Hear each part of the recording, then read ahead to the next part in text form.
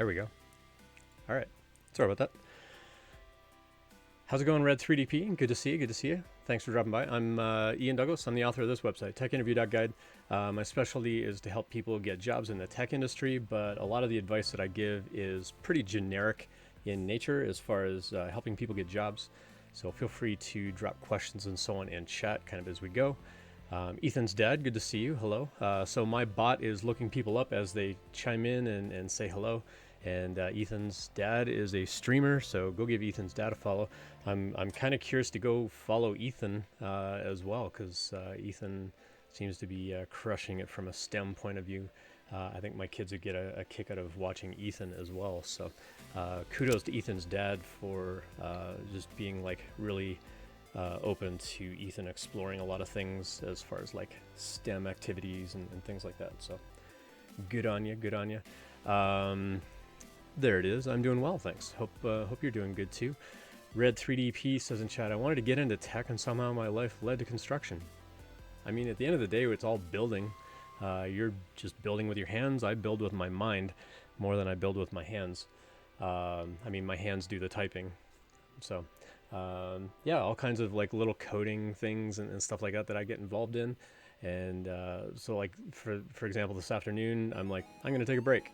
And within half an hour, I had a little thing running on this computer back here for the Maker deck that basically shows my 3D printers and kind of cycles through the different views. So I got 3 3D printers over here, constantly printing these dragons that I'm giving away all month. So I'll get into that a little bit. And I wanted a way to kind of cycle through those views instead of just having them all like have one big view and then have the other two kind of crammed on the side. And I was constantly going over to the computer going, switch the view. And now it's all kind of automatic. So, you know, being able to find ways of automating stuff like that is what I really love about being a developer, is just finding ways to automate the mundane, as we say. But yeah, I mean, there's nothing wrong with construction work whatsoever. If it weren't for folks like you, I wouldn't have a house to live in to do this kind of stuff. So cheers to you. Cool. I got some apple and I got some watermelon. Hope you're all staying hydrated, staying healthy. So I got the first 2 logos up here behind me. Hey, Harbender, good to see you. Hey, Harbender, thanks for the gift sub. Appreciate that. To Juggling Biohazards, who is already a subscriber, I believe. But yeah, appreciate the gift sub. So Harbender, I already owe you a logo for up here, and I appreciate that very, very much. And so just for full transparency, let me drop some stuff in chat here. If we do bang money on here.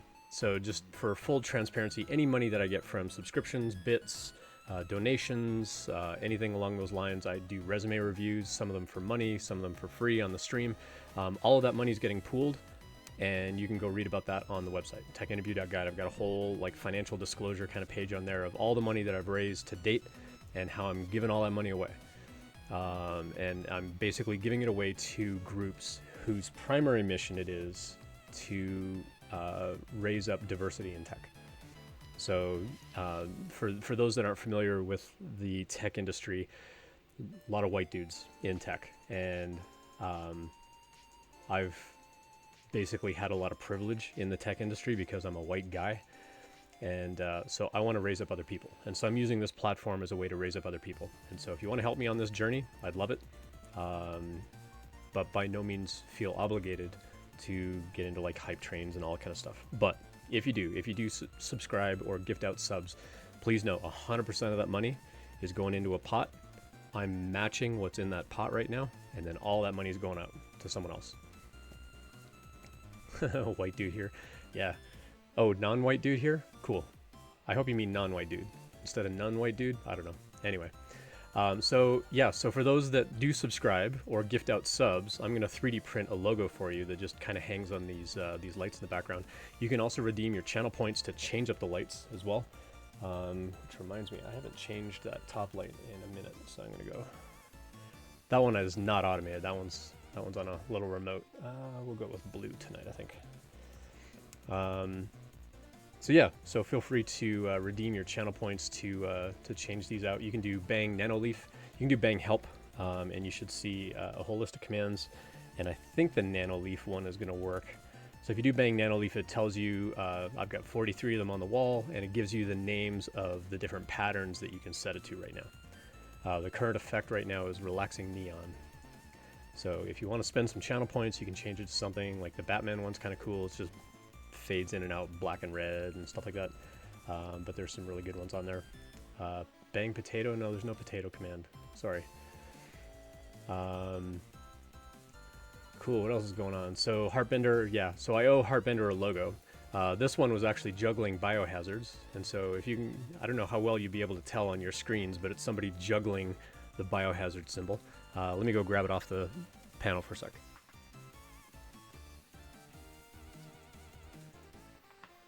So basically what I did is I 3D printed these little hangers, and they just hang over the light. And so yeah, so it's a person juggling biohazard symbols. And now I can just hang this up over top of the panel, and that's their logo. So those panels are 6 inches square, just they're several feet away from me, so they look a little bit smaller on there. But Sam KitKat, good to see you. Thanks for dropping by in chat as well. So let me go hang this one back up.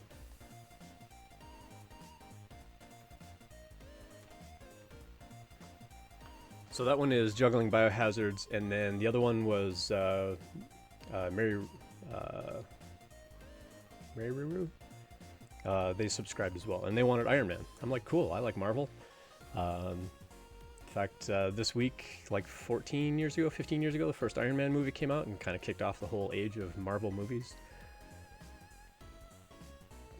Juggling Biohazards just subscribed minutes ago when Heartbender gifted a sub. Stream Elements is a little behind tonight. But, so yeah, so feel free to redeem your channel points for the Nanoleaf. If you do set the Nanoleaf back here to something else, there is a 5-minute timer, just so people aren't going really crazy changing them up. But yeah, I had to kind of scramble this week because my regular streaming PC, that's why my layout looks a little different, my regular streaming PC died on me. The CPU cooler broke. And so as soon as you turn it on, a few seconds later it just shuts off because the CPU gets so hot it just shuts itself down. Hey Sethy, good to see you as well in chat. Sethy, thanks for connecting on LinkedIn the other day. And so I had to basically repurpose another machine that I was going to have replace this TV screen or this monitor behind me. So I've got this little silver box right here underneath the monitor, running the monitor, and now it's also running the Streamlabs for MakerDeck to show people what I'm printing on my printers. And I was going to get a beefier computer because the fan on this one's running like all the time now. This thing's like getting really overworked. And so I have this other little computer that I was going to put in place and handle. Did we get the fridge PC working? No, unfortunately. Did not attempt the fridge PC. That's a whole story I'll get into. And so I had to basically pull that machine back off of trying to run all of this stuff and get it hooked up so that I could stream tonight. Did I say MakerDeck? Pez Liz, good to see you. Thanks for dropping by. Oh, I should go start the giveaway. Stream Elements. Let me go start a giveaway for the dragons, and then I'll show off some of the dragons I've been making. Let me go log in real quick and start that giveaway. I need a button on my Stream Deck to be like, do a giveaway. That would be convenient. Loyalty giveaways. And we're going to do a dragon giveaway for, what's the date today? May the 5th. Happy Cinco de Mayo to those that celebrate. And to those that don't, happy return. Is it Return of the 5th or Revenge of the 5th? I forget. And that's going to be for a 3D printed dragon. Everybody gets a ticket for free, but you get 1 ticket maximum. Create and start. So that giveaway is open. You can do !enter or !ticket. Either one will get you a ticket. And yeah, we'll do that drawing in a little while. So let me show off what I'm giving away. I have several fantastic filaments. This is the Polymaker Silk Magenta. And this is the Imperial Dragon that kind of stands up on his own. He's got some little wispy strings here because it printed a little hot at the end. But this guy will actually stand up on his own. And he's almost, well, he's about 2.5 feet long. He's 27 inches long. So that's one style of dragon that I'm giving away.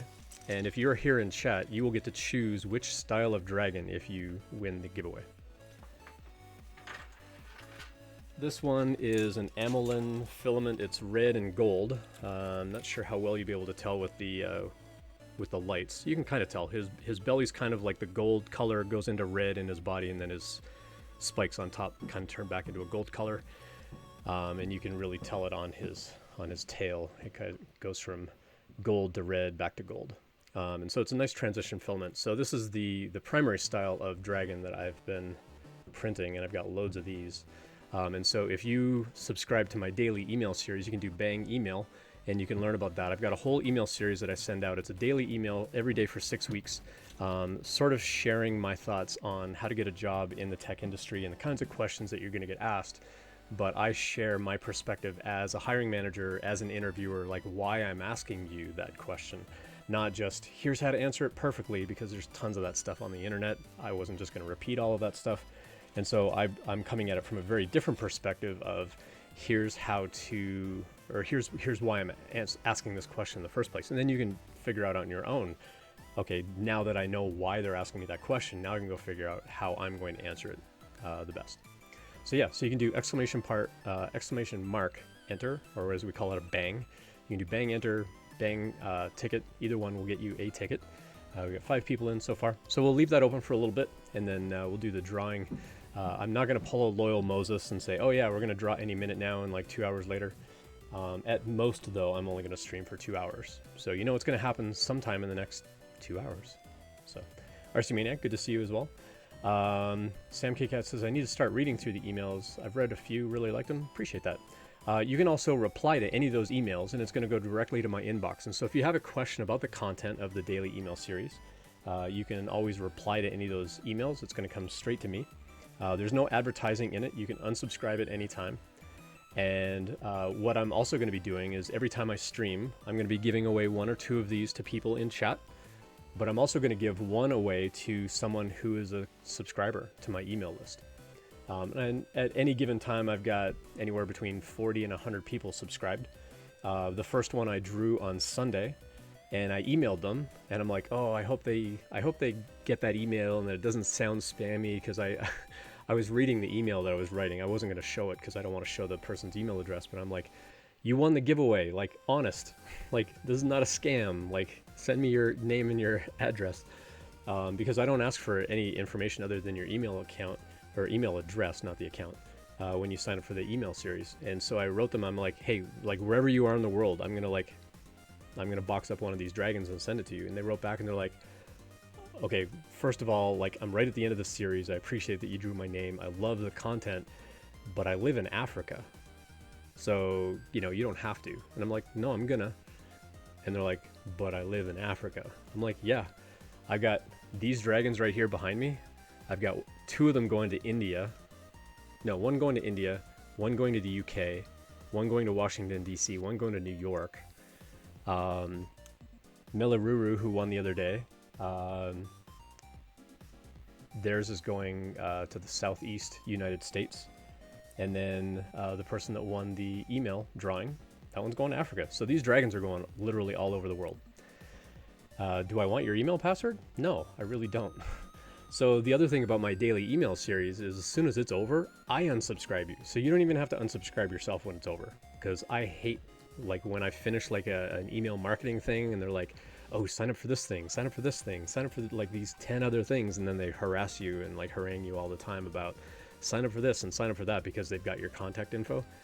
A, it's a security concern. If I hang on to your info, I become a bigger target to get hacked.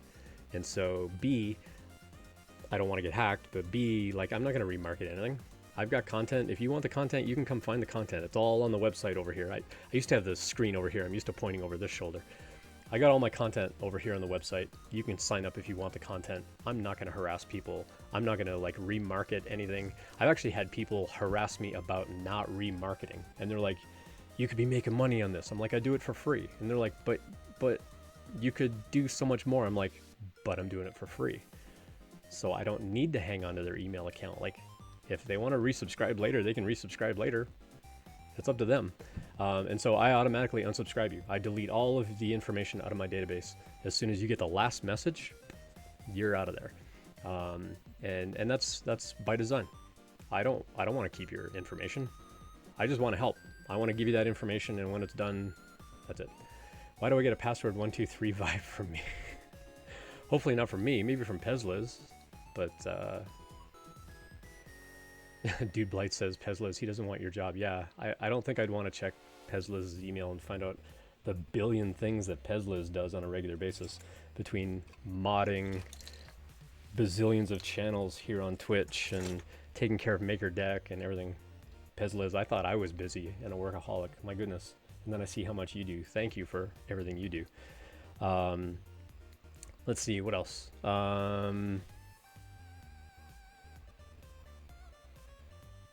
So yeah, I've got other commands as well. So one of the things that I wanted to really emphasize on my channel is I want people to feel safe to ask questions. Not everybody likes asking questions about career preparation and you know, interview preparation and being like really vulnerable, like I'm stuck in the interview process at this point or that point. And so one of the things I did is I made a way to ask a question anonymously. And what you can do is you can actually send a whisper to the bot, and it's going to show up in chat and say anonymous question. And so you can ask a question to the bot's going to send the question back to chat for us. And so it hides who you are. And so if you want to ask a question about what I do or the advice that I give, or if you're stuck on how to do career prep, or you want to change, you know, you want to change something about your job or something like that, and you're not sure even how to ask the question, you don't have to feel shy about it. Just send a whisper over to the bot.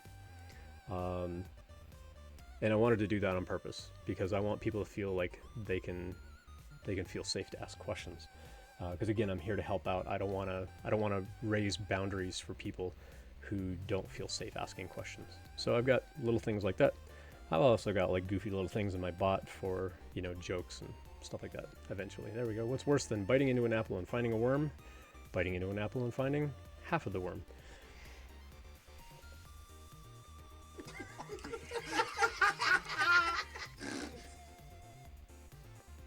Anyway, hope you're all doing well. I appreciate the 3D printing community dropping by and supporting me, and all the extra follows. I'm up to 666 follows. Yeah.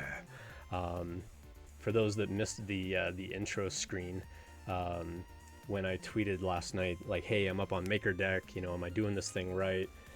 Someone on MakerDeck actually replied, like, Ian's making so many dragons, we think he's a Targaryen. And so my starting screen now is like a heavy metal version of the Game of Thrones song, which is pretty fun. So there were a whole bunch of people that got together. I think it was sponsored by Fender, the guitar manufacturer. And it's like a whole bunch of people just jam it out. It's pretty fun. Anyway. Dude Blight says, seriously, I'm eating an apple. Hopefully you don't find half a worm. Ethan's dad says, I'm often called into interviews to give the tech portion of an interview. I'm against whiteboarding challenges myself. Any opinions on those and how to survive them? First of all, high five for hating whiteboard for doing coding interviews. Whiteboards are for drawing. They're fantastic for system design, but not for coding. If you want somebody to code, tell them to bring a laptop. Hook it up to a TV or hook it up to a projector, you know, blast it out on that whiteboard. But yeah, I haven't conducted a whiteboard interview professionally since 2012. And I'll tell you the reason why. The last one I ever did, I said, well, here's your challenge. And, you know, I kind of explained everything, and he was asking some questions. He's like, okay, cool, I think I got it. And he grabbed his whiteboard marker and he took the cap off and he just stood there and he just held it against the board and he just stood there for like a minute. He didn't say anything. He didn't write anything. He just stood there with the marker up against the board and he just stood there quietly. And after about 10 seconds, I'm like, okay, this is already like ridiculously awkward. I gotta scramble to like break the ice with this person. So I'm like looking through the resume in a hurry, and they had done a project on like comic book characters or something like that. And I'm a bit of a comic nerd too. And so I interrupted his train of thought. And I said, hey, I don't know whether you checked out my LinkedIn profile. I actually dropped out from Xavier's School for the Gifted. Turns out I can't read minds. So you're gonna have to explain what's going on in your head right now. And he's like, oh, sorry. And it like woke him up, and he started writing code. And he wrote it perfectly top to bottom. He was just standing there thinking about what to do, but he wasn't saying anything. He wasn't actually writing anything, but he was obviously working out the problem in his head. And he wrote out all the code and it was fine. That was the second last one I ever did. The very last one after that, the person came in the room and HR is like, do you want a bottle of water or something? They'd be like, oh yeah, that'd be great. And we sit down, we do our introductions, and I'm like, okay, I'm going to have you code this thing on the whiteboard. And I was explaining the problem. They're like, okay, cool. And they get up and they started writing out some code, and HR came back and knocked on the door and brought them a bottle of water. So they take the cap off and they're like, kind of looking around the room and thanks and close the door and whatever. And they turn back around and they looked at the whiteboard and they kind of turned back to face me a little bit, and their face just went like all the color drained out of their face. So here's what happened. When typically in a technical challenge, when you're given the actual challenge, you want to try to like restate it back, make sure you understand what you're doing, and then from there you want to like ask clarifying questions, and then you want to like write out some notes or write out some what we call pseudocode or something like that. But you want to share that with the interviewer. Well, in this case, the guy didn't share anything with me. And so when HR came back and knocked on the door to give him his bottle of water, like a couple of minutes in, it was enough of a distraction that they completely lost their train of thought and they had to start all over again. And I remember sitting there going, I'm never doing this again. I'm never going to have another candidate lose their train of thought like this. It's not worth it. And so I basically coached them in the moment, saying, hey, let's work it out again, but you have to explain, like you have to talk out loud, like what's going on in your brain, because I can't even help you recover from this. Like, I don't know where you're leaving off on this because I don't know what your plan was in the first place. And they're like, oh yeah, and so then they started explaining things. Well, that's the danger that you have in whiteboard interviews. You get distracted, or you don't write down something, or the worst is, as the candidate, you feel a lot of pressure that what you're writing on that whiteboard has to be perfect coding syntax, and it doesn't, because you have no way of actually running the code. And most interviewers aren't going to care whether the code is perfect or not. They want to get the idea of like, do you have a good head on your shoulders? Do you know how to break that problem down and what to do? But that was the last whiteboard interview.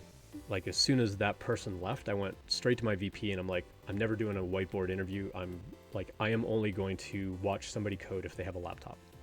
And they're like, okay. And so from then on, like, the whole company policy changed, that when we told a candidate to come in for an interview, we told them, bring a laptop if you have one. If you don't have one, we're going to provide one for you, because you're not going to be writing code on a whiteboard. So that would be my number one advice for you.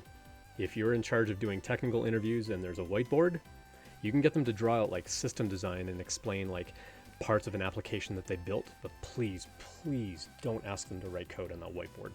It's not worth it. It adds so much stress to the interviewer or to the interviewee, and it's a bad process. It's a bad process. And so what I ended up doing I was actually a software teacher here in the Denver area for 4 years. And one thing that I would coach my students on is, if you do get into an interview where they want you to write code on a whiteboard, write out, like in the top right corner, write out some like bullet points of like what you're going to do, or write out like the equivalent of what we call pseudocode of like, write out the steps of, approximate like high level steps describing what it is you're going to do, and then go write your actual code. But then you can kind of glance up in that corner and be like, oh yeah, this is where I left off, and this is the next thing I need to do, and this is the next thing I need to do. But then the interviewer can also see what your plan is. And so you're going to talk about it and whatever, but like write out those bullet points so that you have some kind of map to follow. Just that way you're not going to run into problems if you get distracted or something else goes wrong, or like, you never know what's going to happen in an interview. So anything you can do to make your life easier, please do that. And if you can make it easier for the candidate, please also do that. So yeah. Cool, let me scroll back on chat. I know I missed a whole bunch of stuff here. Besides, Pezla's giving away her password. What is this stream about? Oh no, it's C. So my stream is typically about career prep and interview advice. I do a lot of 3D printing though, and so I'm doing a bunch of giveaways. And so if you do bang enter in chat, you can, if you're in chat, you'll get to choose which style of dragon you want, because I've got two different styles. I've got the Imperial Dragon, and I've got the Magibir or Magibir something. I don't even know how to pronounce the person's name, but this one is Flexi Factory on Cults 3D, and this is like McGY Beer, MCGY Beer, however you pronounce that.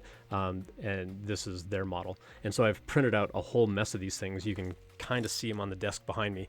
But if you open up a new tab and go check out MakerDeck here on Twitch, you may also notice that surrounding my 3D printers, I've just got like gaggles of these 3D printed dragons kind of all over the place.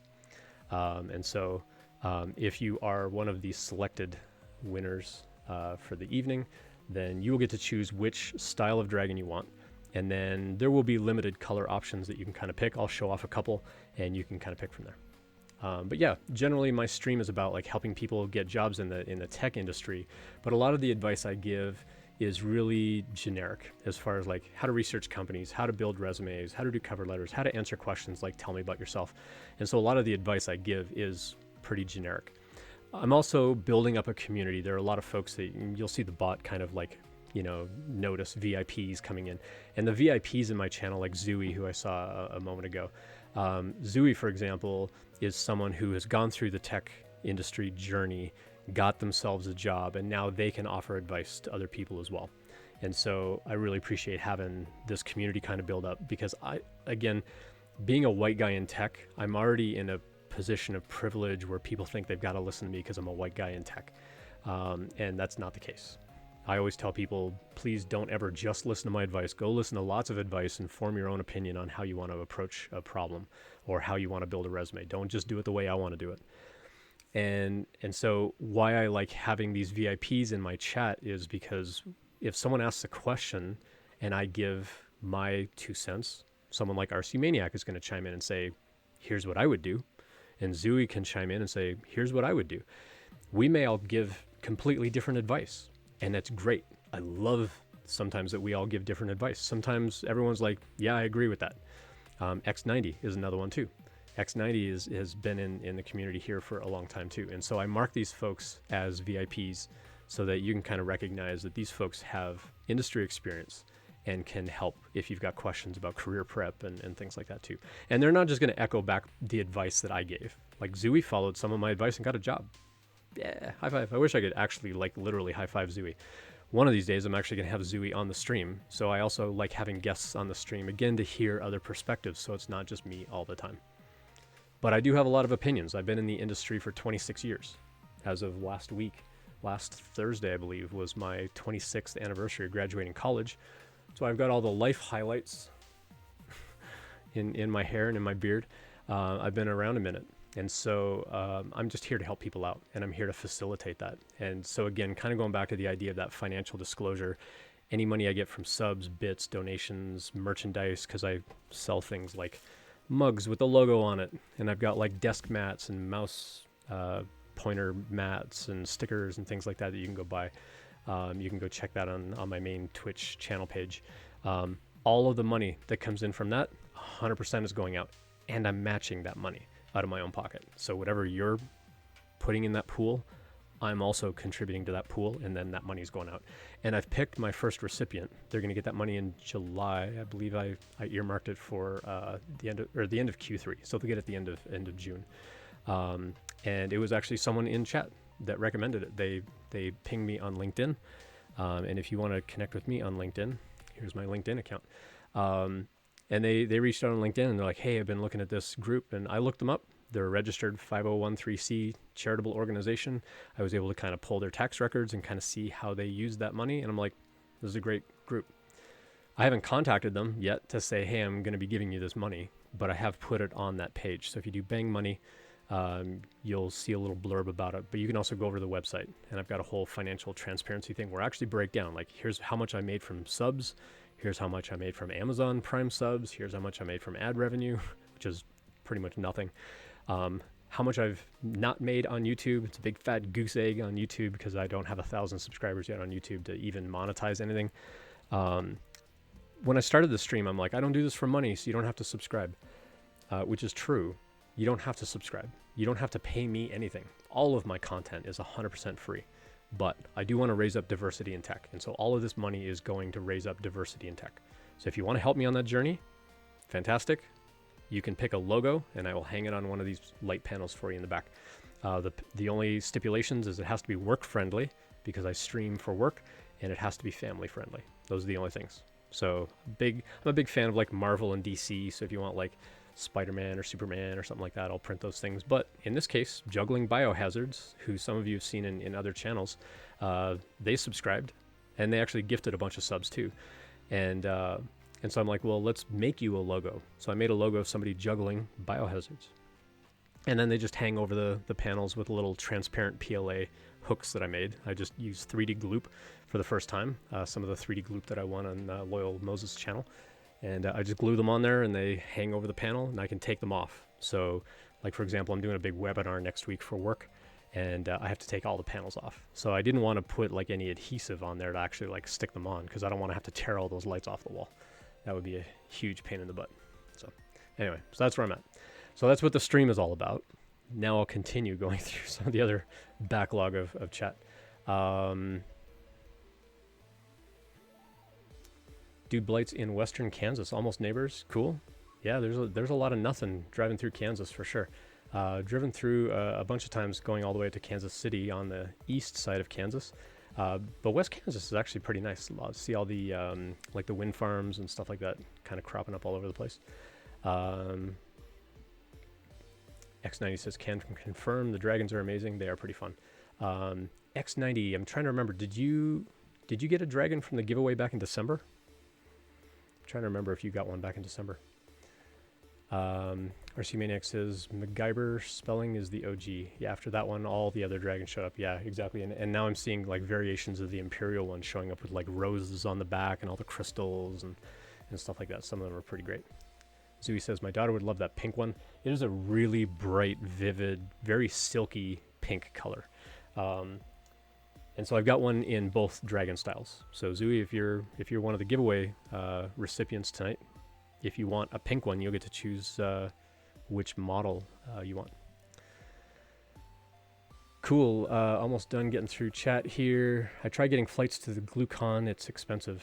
Yeah, it is. It is a little spendy. It's like $900 for a... Zooey just gifted 10 subs. Zooey, what the heck? Spending that first paycheck. I appreciate that so much, Zooey. You didn't have to do that. Thank you, thank you, thank you. So, Zooey was a student at a code school, and at the end of last year, I kind of blasted out to a whole bunch of code schools, like, hey, I've got all this free content if you ever want me to come teach a class. And Zooey was a student in that class. And through that class, Zooey came and started hanging out on the stream.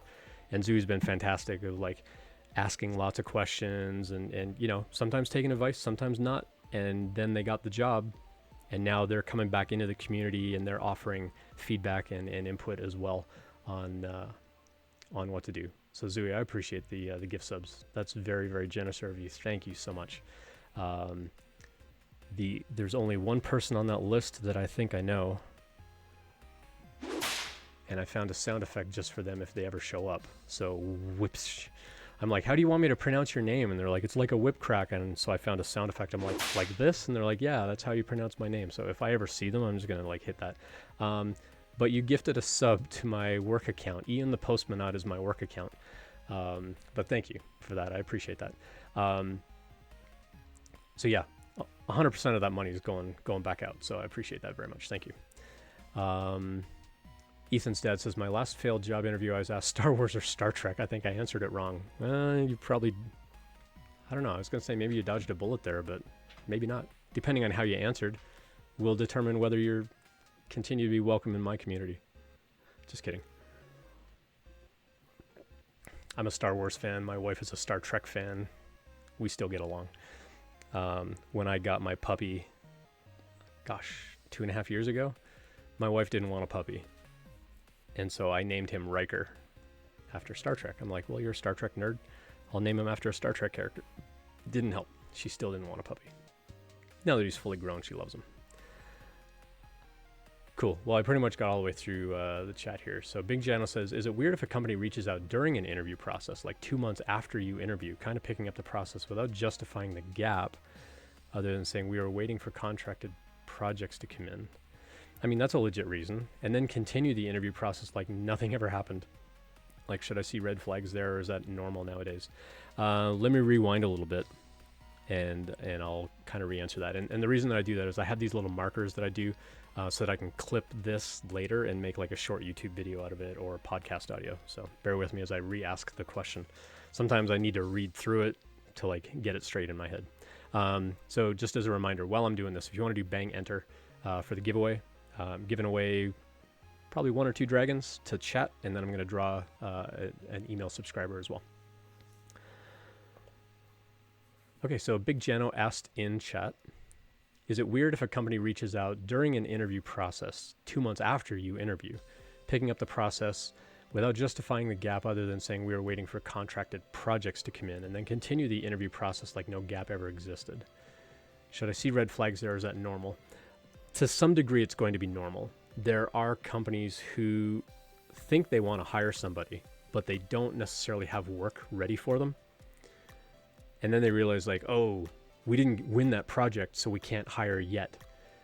It would have been good if they could tell you that 2 months ago, instead of reaching out now and say, hey, I know it's been 2 months, but let's continue this interview process.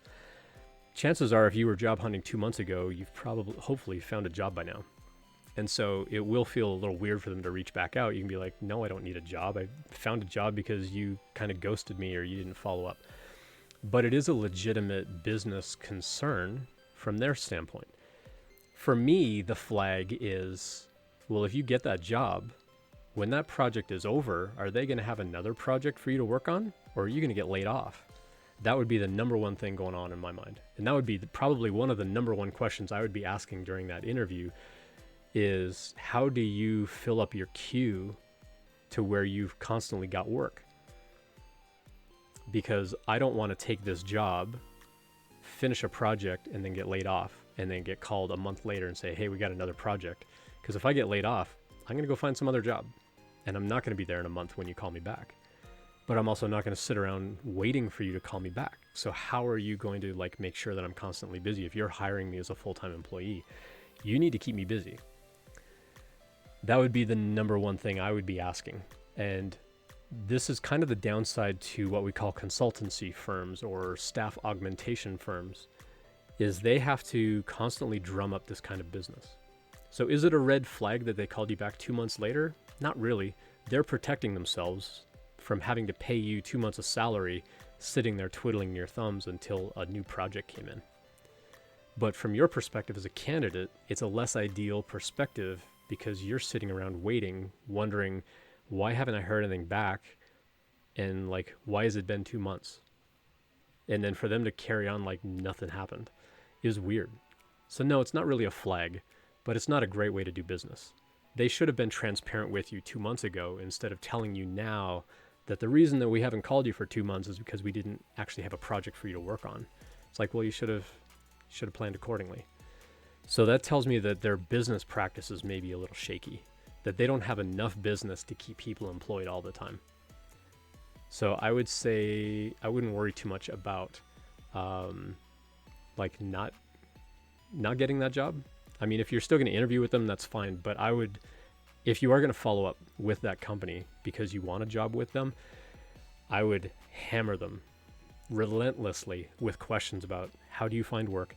How often are we going to find that work? What happens when I finish a project? Am I going to get laid off? Do I work on internal projects? Am I still going to be paid in between projects? Or am I like kept on the books and I've got to wait for you to go find another project before I actually like start collecting a paycheck again? Because that lets you know as an employee, like when you get paid, how much of that money do you need to kind of set aside as a living expense to carry over in those gaps? And how long are those gaps going to be? That would be a huge concern for me because I got a mortgage, I got to pay for benefits, I got family, like I've got kids, like I can't just sit around and twiddle my thumbs. Like I've got to be working. So that would be the number one thing that would be a concern for me as a candidate. But I can understand why, from a company perspective, having been a small business owner myself and doing exactly, freelance work and staff augmentation and being that staff augment, I've been in that position. And so you want to be careful. Like I would subcontract things out to people too. And I had to make sure that they were always busy, or to let them know, hey, this is part-time kind of stuff. You're not a full-time employee. I'm just going to pay you like an hourly rate for however much time you put in on this project, and that's that. And so they knew, like, they could go find their own regular full-time job, but that I might have occasional part-time work for them to do. But for something like this, where you're going to be hired full-time, that would be a huge concern. That would be my thoughts on that. Hopefully that helps you out. Sorry you ruined my 666 follower streak. That's okay. Hey Lems? Hey Lems? Is your name Lems? And hey Lems? How do you pronounce your username? I'm always curious how people find my channel. If you found me through MakerDeck or other sorts of channels, other ways of finding me. I'm doing a dragon giveaway. I should probably put some text on the screen, huh? It says type bang enter. Let me do that real quick.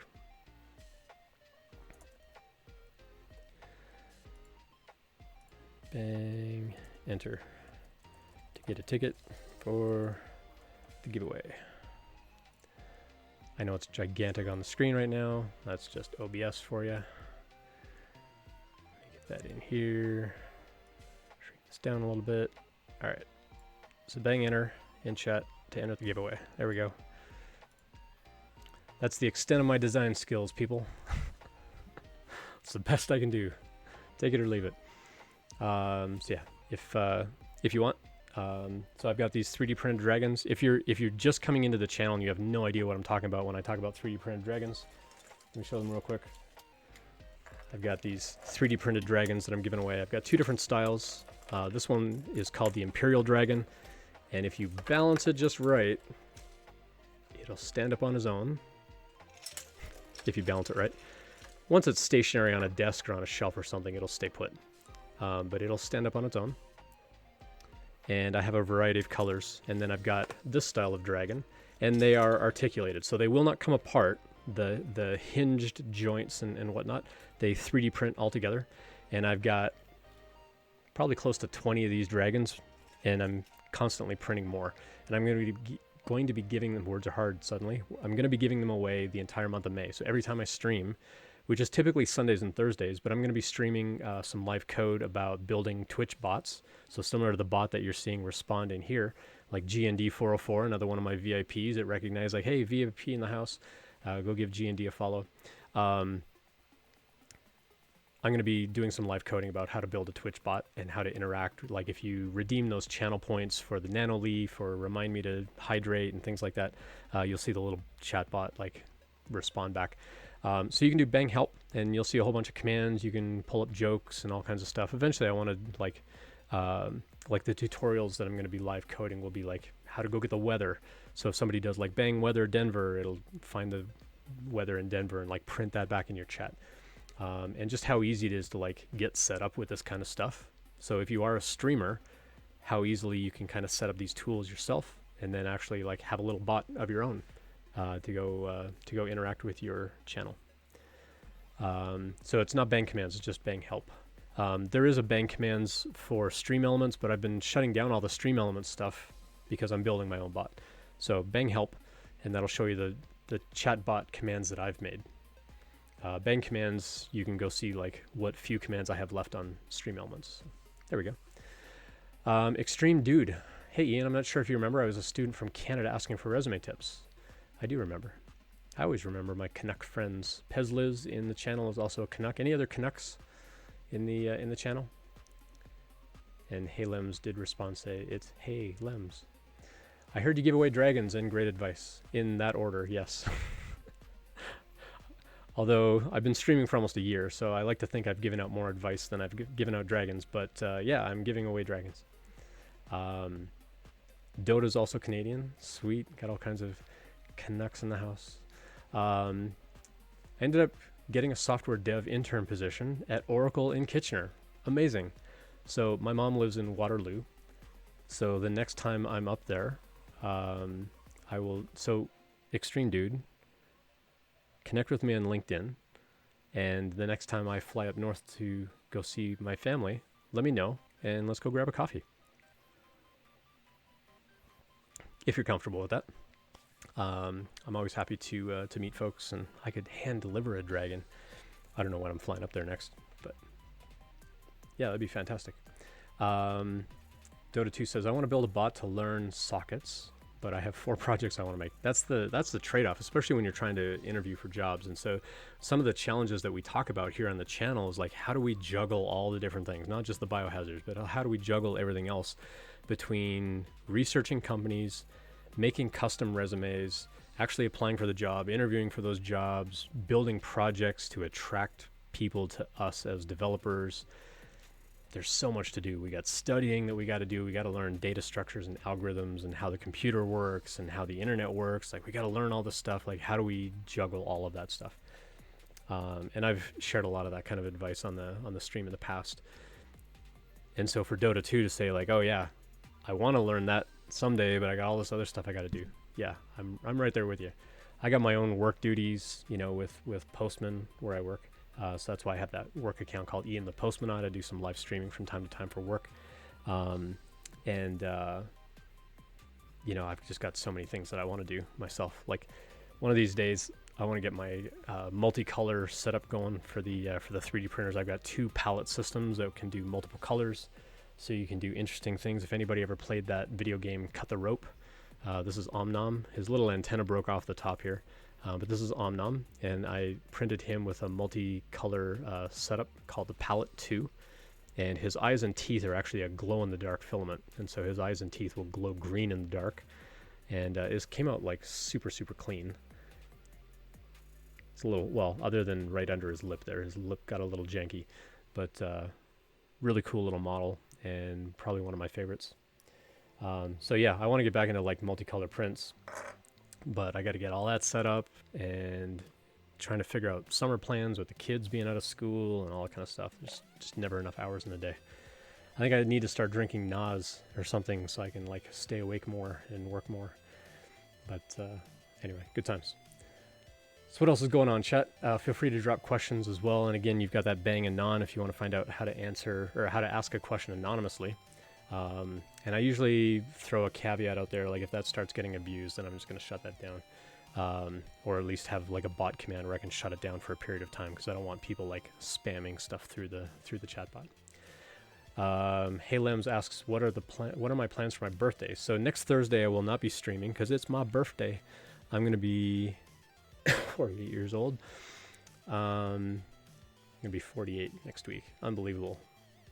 What's even more unbelievable is I've been coding since I was 8. So in August, it will be 40 years that I've been writing software. Because I taught myself how to program as a little kid, and I've been coding ever since.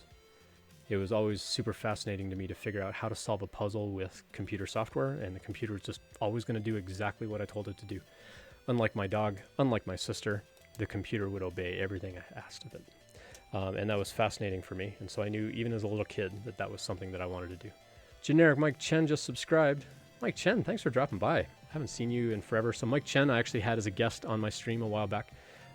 Mike, very much appreciate that. I'm going to give you some blinky lights and some applause. Come on, blinky lights. Where are the blinky lights at? Oh no, there it goes. A little bit of lag. So again, I had to like rebuild a computer just to like be able to stream again. So it's a little slow. The blinky lights are not so blinky, but Mike, appreciate the subscription. Thanks so much. And so just to kind of reiterate, whenever somebody subscribes, Mike, now that you're a subscriber, if you would like a logo printed on one of these panels, send me a whisper on Twitch and let me know what kind of logo you like, as long as it's work-friendly and family-friendly. I do appreciate your support, and 100% of your subscription money is going out to increase diversity in tech. So I appreciate your support. Thank you, thank you, thank you. You've been extremely MIA.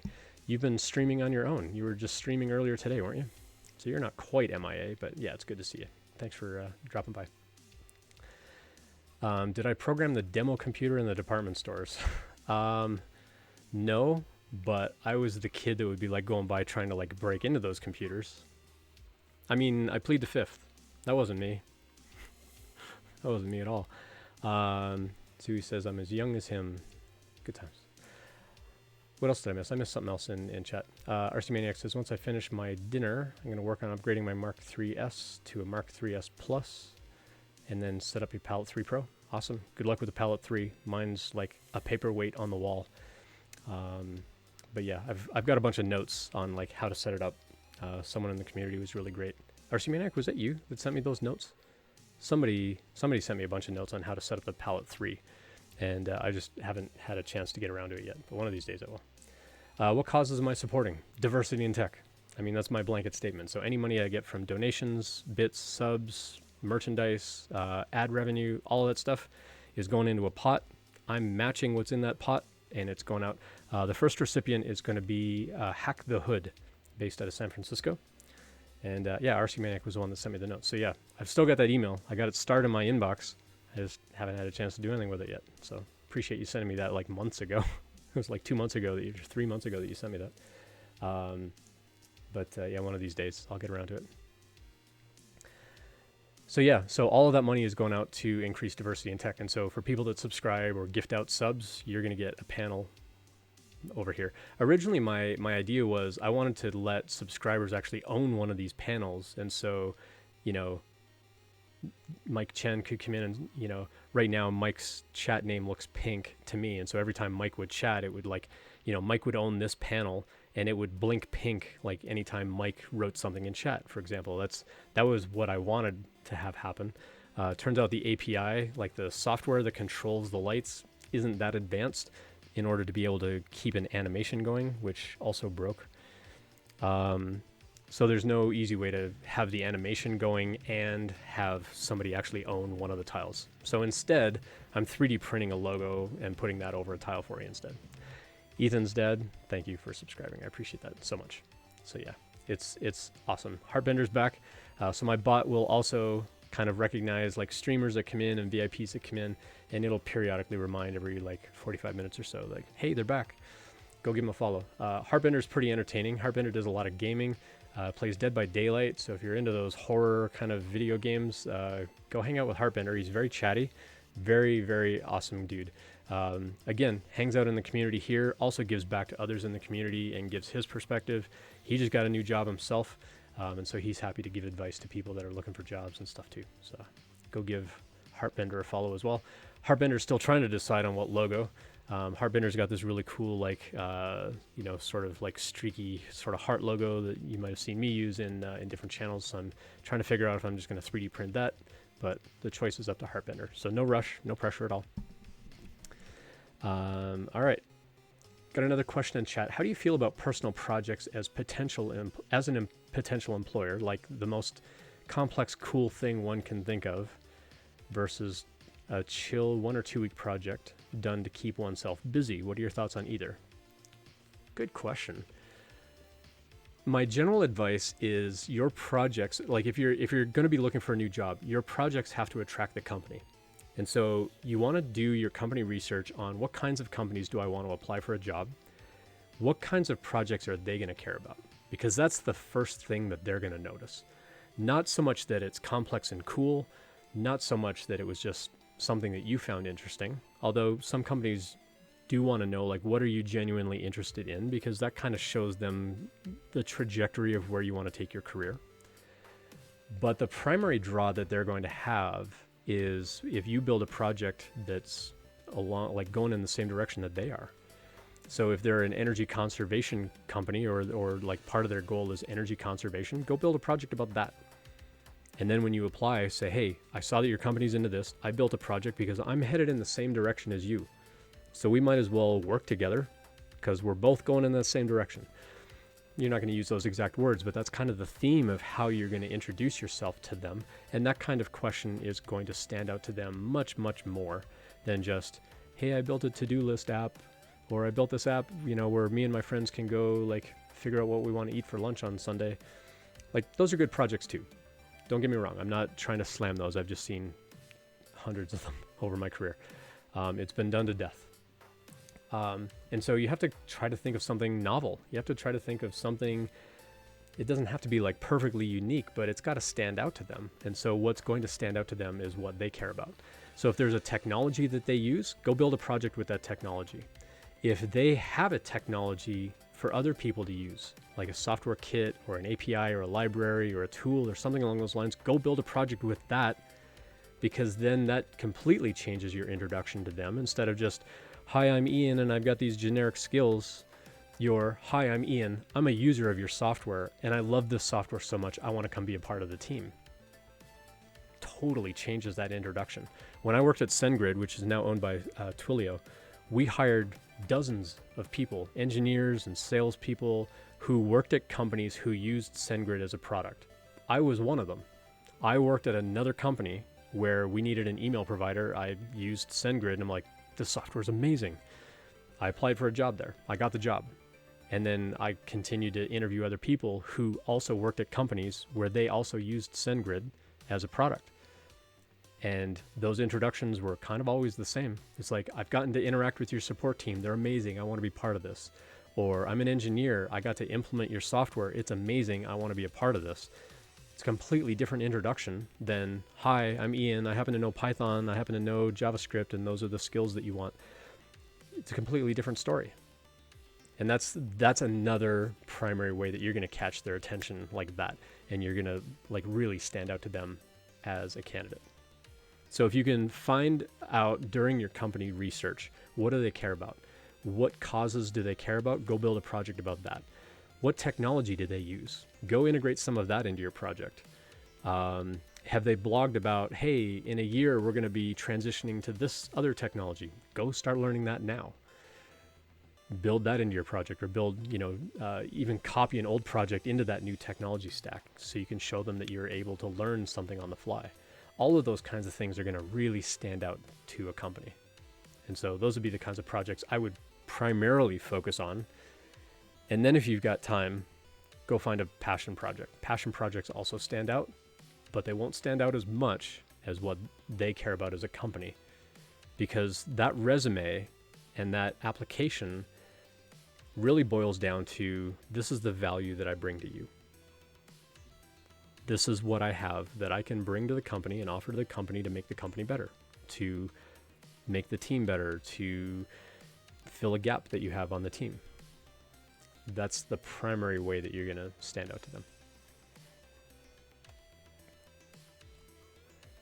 Cool, let me get caught up on chat here again. Most common personal project I was asked about, did you really port Doom 3 to a BlackBerry? We were just having a chat with this. Was it Sam KitKat, right? We were on Sam's channel the other day, and I was talking about my PC died and talking about the cooling, and we were talking about like put it in the fridge, and that led to like, fridges basically have computers now with the big screens on them, and we got talking about like, will it run Doom? And then it was like, someone was talking about you can actually put like redstone blocks in Minecraft to build a computer that will actually play Doom inside of Minecraft. So the whole theme is like, will it run Doom? So the fact that you got it to run on a BlackBerry is pretty fantastic. So it's great.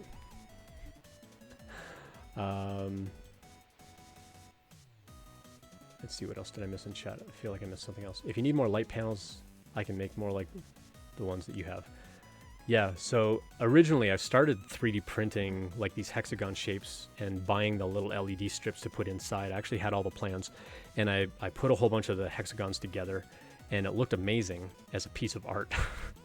Once I glued them all together, I'm like, I'm not running LED strips in and around all these things. It's going to take forever, and then I got to program all that, and I got to maintain all that. I'm like, what's your time worth? I'm just going to go buy these panels and hang them on the wall. And then they kept falling off because my wall was textured, and the little like double-sided sticky 3M command strips that they give you from Nanoleaf don't stick to textured walls, and so they kept falling off. And I'm like, these things are expensive, don't break. So I started 3D printing these. It was a plan that I found on Thingiverse. 3D printed, screw that and nail that to the wall, and then the light panel clicks into that and stays put. And so I 3D printed a bunch of those, and then I'm like, oh wait, there's no way to like perfectly line them up. And so I went into Tinkercad and I designed a little thing that actually lines them up, that actually sticks in behind the actual panels themselves, because there's little holes in the panel. And so I designed a little thing to like stick in those holes so it would be perfectly aligned, and then stuck that on the wall. And away it goes. So I put all that stuff up on Printables. If you want to go find it on Printables, just search for Nanoleaf. You'll probably find it on there. Big Jano said, I find if personal projects can help show the skill for the job you have, then they can help and most times get more curious on what you do. Yeah, I agree. But you have to get noticed first. And so that's kind of why I was saying with that advice, sometimes the way to stand out is to find out what is important to them as a company and go build a project about that. Because once they get you in the door, they're going to ask you about all your other projects. And then you can really nerd out on like, I got Doom working on my kid's Casio watch or something like that. Like, you know, nerd out on stuff after that. Doom basically runs on everything. Doom 3 is a lot harder, yeah. Awesome. What else we got? Dude Blight says, I was a web design graduate, and in college I got connected with the founders of a local nonprofit org, ended up building the website from the ground up, was able to grow with the org, and as they grew and eventually was able to use that experience as a huge benefit in job interviews. Yeah, if you've got the position where you can volunteer your time, yes. I generally advise on the channel, don't give your time away for free if you can help it. If it is a nonprofit organization though, the time that you spend and the resources and the travel and things like that could be tax deductible. And so you can use that at, you know, at the very least as a taxable write-off. As you're working some of that stuff out. So something to keep in mind. RC Maniac posted the link. Is that your is that getting Doom to run on your BlackBerry code?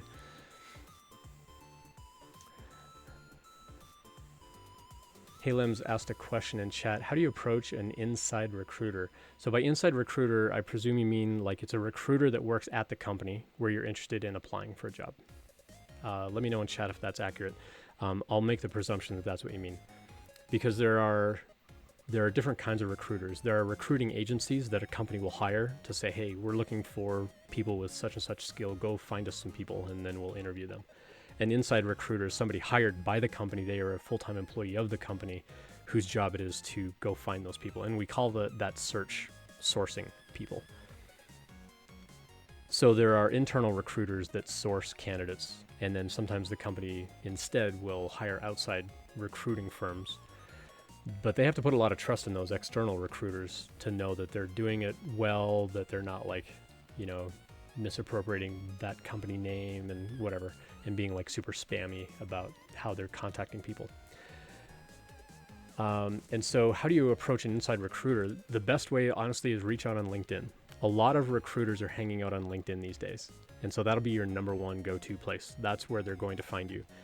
There are a couple of tips for LinkedIn of how you can stand out. On LinkedIn, for example, change your job title to be the job that you want, not the job necessarily that you have.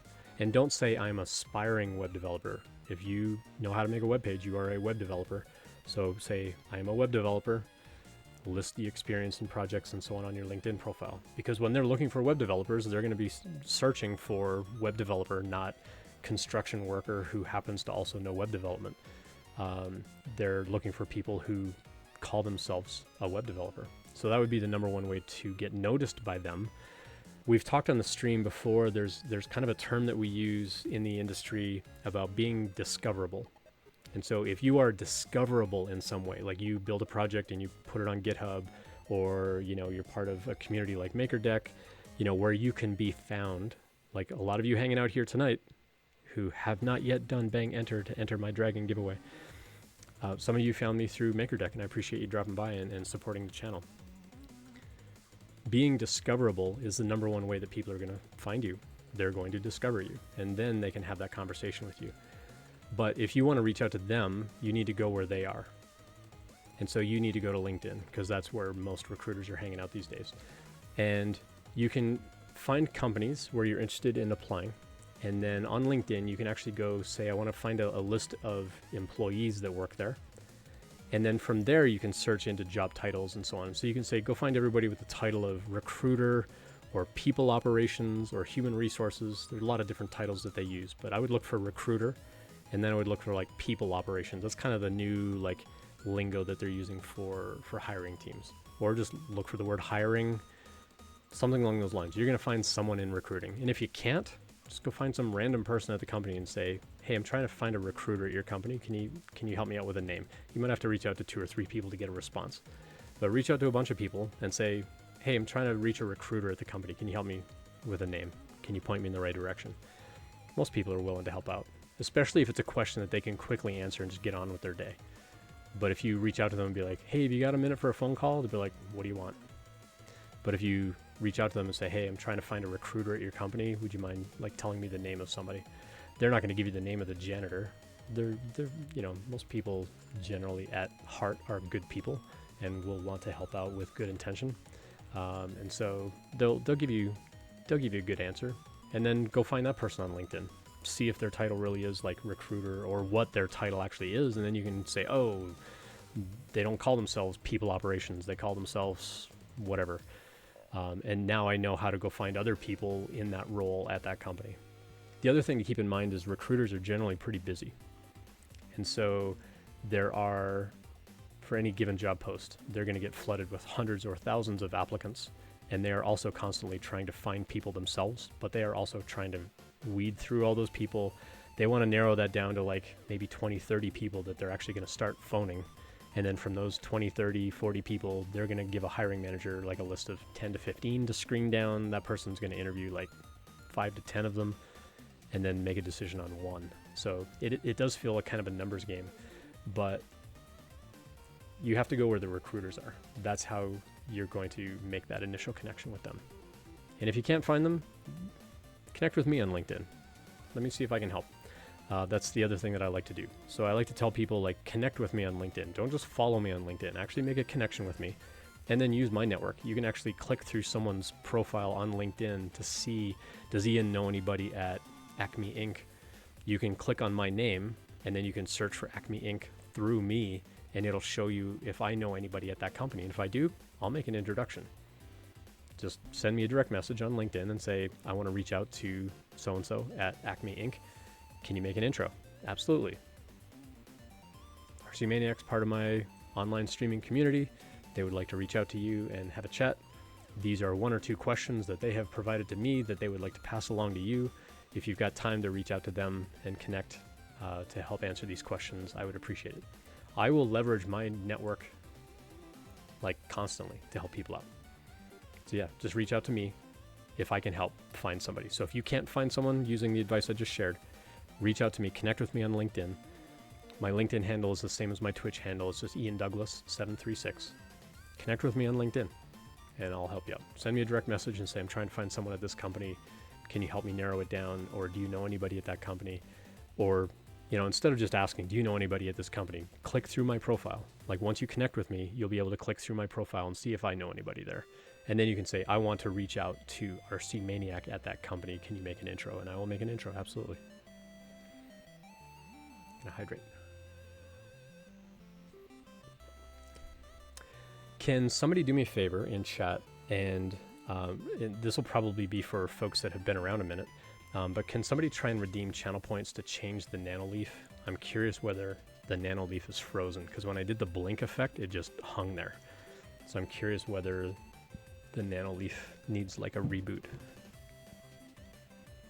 So somebody could try to redeem some channel points to change it. You'll need to do like bang nanoleaf to get the name. And then when you do the redemption, it'll ask you for the name of what pattern you want.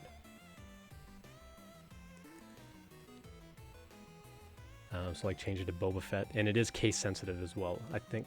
Or did I fix the case sensitivity? I forget. I think I fixed the case sensitivity, so it may not have to be case sensitive. But anything but relaxing neon, because that's what it was. Just see if we can change it to something else. I'm just curious whether it's hung. And then I'll have to see if I can refund your points if it doesn't work. Oh, there it goes. Color burst. All right, cool, it worked. Thanks, Sam. Zooey says, I did it earlier, but it was the same time that somebody subscribed. Oh, I see. Seems hung. Nope, it's working. It's gradually shifting. It's just really bright with the camera. I need to readjust some of my camera settings here, but let me do... Come on, phone. Let me do this. Let me turn down the intensity a little bit.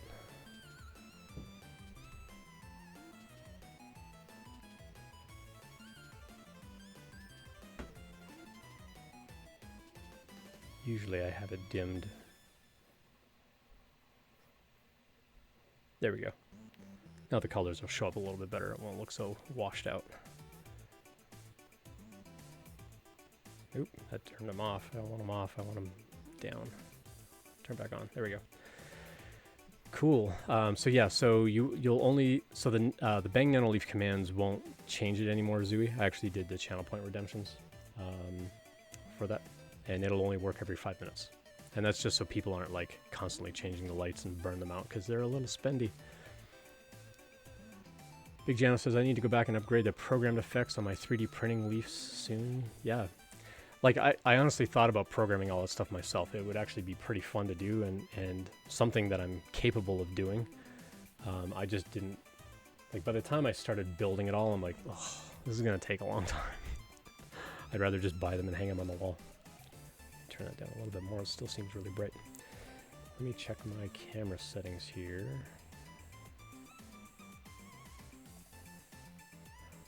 Oh, that's why. When I set up the computer, I didn't install the camera software. That's why I'm a little pastier than normal on camera. Cool. Well, I'm going to do the giveaway pretty soon. So I got 20 viewers, and I only have 12 people entered. You do not need to be a follower or a subscriber to enter the giveaway. Everybody is welcome to enter the giveaway. So let's get some more folks in here. If you've got friends that want a 3D printed dragon, tell them to get over here. Invite them to the channel. I don't have like Bang Invite or anything cool like that. I'm not that cool. But yeah, if you want a 3D printed dragon, now's your chance. I'll give you 5 minutes to enter, or get some friends over here to enter. Let's get some more folks in that giveaway. And we're up to 13. Got a baker's dozen. See if we can get that up to 20 people. Well, maybe not 20, but see if we can get it. See if we can get it over 15 at least.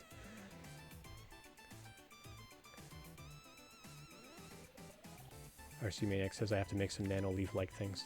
They are pretty fun. Like there are so many cool plans out there, and then you can hook it up to like an Arduino or a Raspberry Pi or like an ESP board or something like there's so many like IoT boards out there.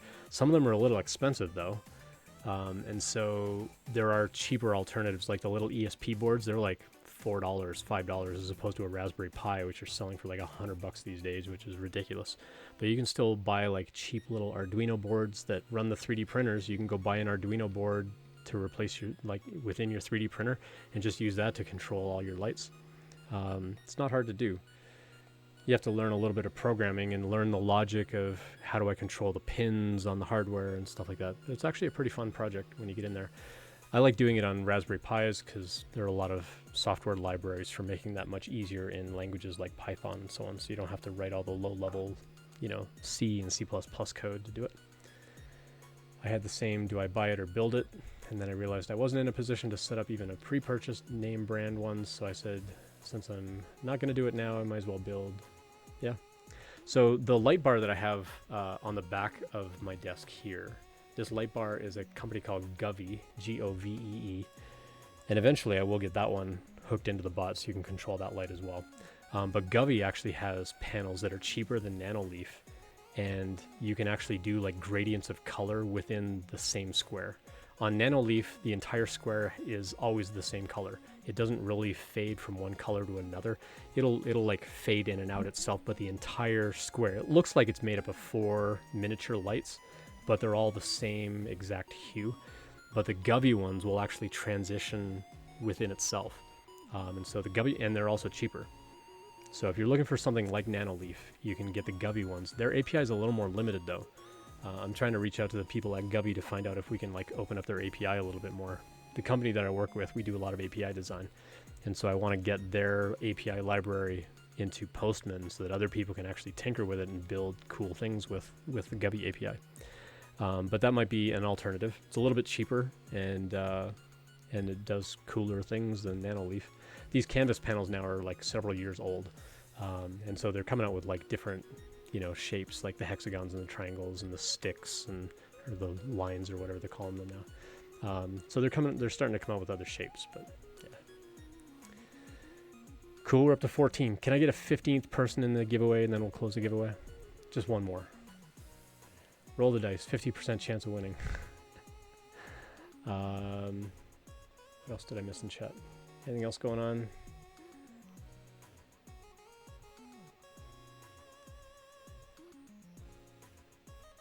No. Okay, there we go. We're up to 15. Thanks, Retro Ache?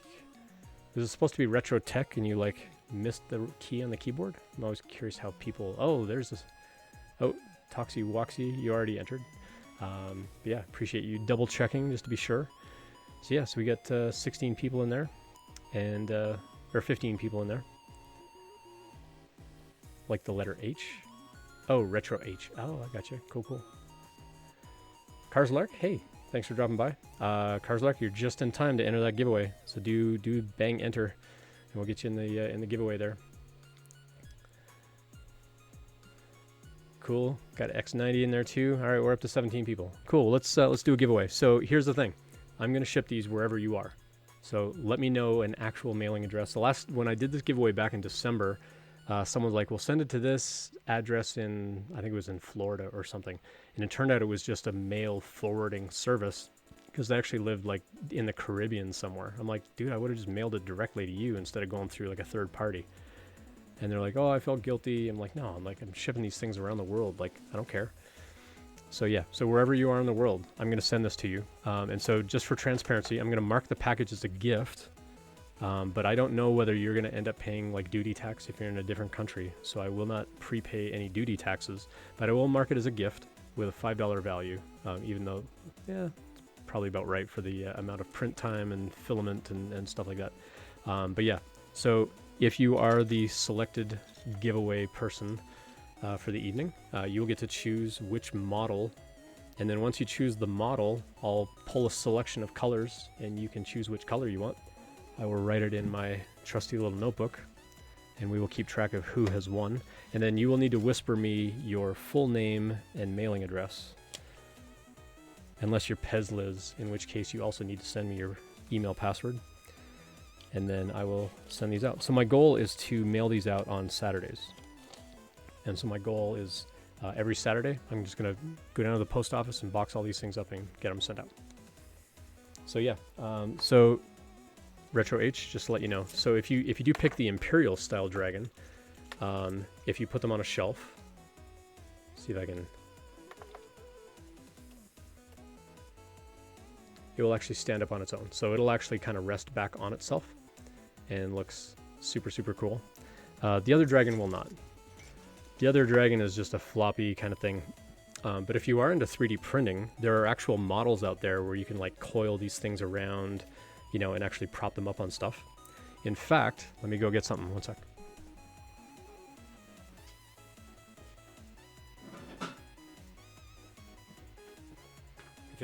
If anybody is part of Loyal Moses's channel, this was the print challenge a little while back, and so this was one of the things, and it was like a watch thing that you can like, you know, when you take your watch off at night, you can like place it around this thing.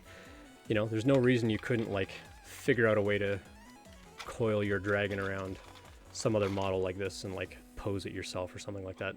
I've also seen some people do really interesting things where they 3D print something with transparent PLA, like little sticks coming up out of the ground, and then they kind of drape the dragon over that. So there's lots of really cool effects that you can do with this dragon just by 3D printing something for it to rest on. You can come up with some really neat effects as well. So lots of really neat things that you can do with this dragon, even though it won't like sit up pretty, or as I say to my dog, sit handsome. My dog will attempt to sit handsome, especially when there's cookies involved. Dog treats, not actual cookies. So yeah, so let's do the giveaway. So we got 17 people in here. I'm not going to be like Loyal Moses and be like 2 hours later, although I am tempted to get that on the stream deck as a sound effect. But yeah, let's do the giveaway. So I'm going to close that off. We got 17 viewers and 17 people. So you got a 1-for-1 chance. Not a 1-for-1 chance. You have a 1 in 17 chance of winning the giveaway. So the giveaway is closed. And again, if you win, you'll get to choose the model. And then once you choose the model, like which one you want, I'll go get a sample of that dragon. And that's going to mean like going over to the other 3D printers, because I got them draped all over the place right now. And I'll show you like a handful of samples, and you get to pick which one you want by color. Or if you don't care, you can just say, I don't care. Just send me like whatever random one, and I'll just pick one randomly for you. But I like to give people the choice, at least. Halim says, I'll keep it in my car. That'll work great if you don't live in a hot environment. These dragons are made from a plastic called polylactic acid, or PLA. And they will withstand temperatures up to about 40 Celsius, and then they're going to start to droop and melt. And it could actually break the model. especially if you're in a climate where it'll get like, if you're in the United States, anything over like 80, 85 degrees outside, the interior of your car could get to 100 degrees, and that's absolutely going to warp any plastic that you have in there. So I would probably caution not to keep it in your car. Just something to think about. You can, but it may melt a little bit over time. Like, you may find over time that these antlers kind of droop a little bit, or the spikes, continue to droop down, and actually curl around. Like, it won't actually like fall apart on you, but the heat will start to melt the plastic over time. So just keep that in mind. But hey, it's free, so what do you want for free?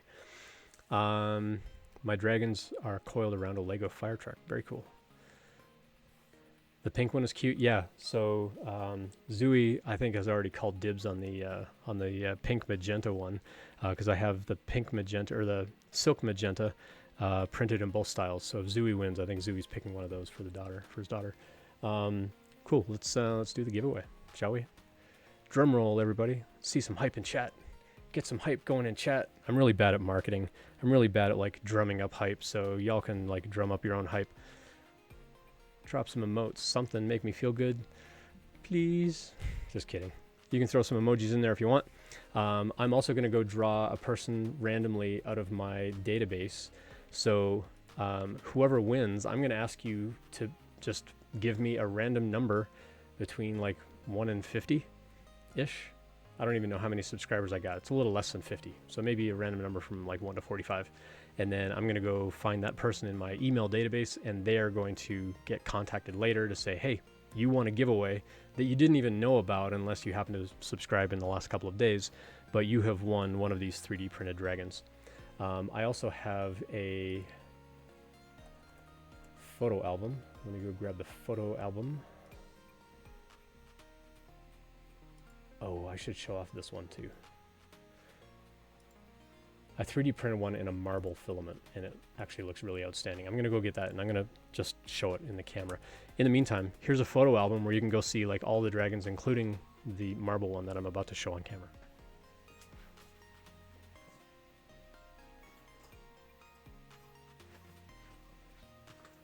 So if you do decide that you like the marble filament, and I'm going to try and hold it up as close as I can, see if you can get some of the detail in here. Not really. You can kind of make out some of the details. You won't really make out the fleck in there, but it's called Vanilla Bean Ice Cream. It's from a company called Printed Solid, and it's a very pale gray, but it's got these little black flecks like vanilla bean ice cream would have, and it looks outstanding. You can see it better in the photo album if you go check out that Google photo album. If you do win, if you want this in the Imperial style, it's literally printing right now. You can go watch it print on MakerDeck later. Not right now, stay in my channel. Later, you can go watch it on MakerDeck or pull it up in a different tab. But it's literally printing right now. It'll be done in about...